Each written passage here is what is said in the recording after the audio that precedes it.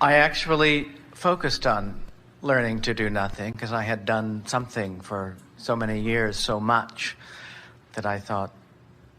this is an opportunity to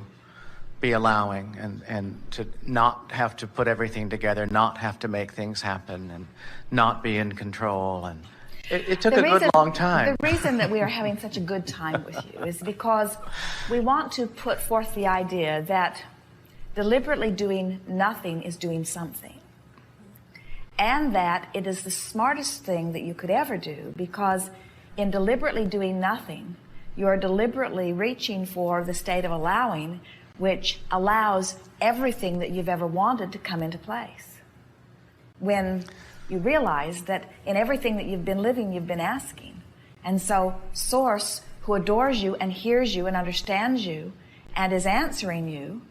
is responding in the steady, consistent way that it is, that when you decide finally, and usually you have to beat yourself up pretty good before you come to that place, but when you finally decide that you are going to afford yourself a block of time where you do not push yourself to do something that you do not want to do, or where you do not force yourself to do something when you would rather not do it, but instead you choose what feels best to you, then all kinds of things come into place. And we were also teasing with you a little bit because we know that when you make the decision to do nothing and you get into that place of allowing, that then all kinds of inspiration to do things comes forth, because it isn't about doing nothing, it's about feeling better about what you are doing.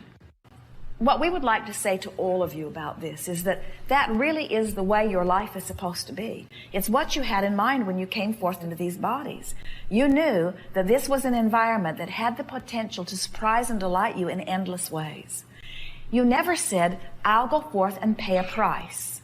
And once I've paid a big enough price, I will allow myself a little bit of pleasure in return for the hardship. Because from your non-physical perspective, you understand that that is not the way it works. In other words, we would like all of you to assume the identity of one who is on an endless cruise, or one who is on an endless beach, or one who is on an endless path of beaches and cruises and interesting things and interesting people and interesting subjects and wonderful, adventurous, delicious, wonderful things to do. In other words, we would like you to adopt that as your identity. And it takes some living of the other to spike that desire enough that you begin to do that, but there is no reason for you to have less than one joyful moment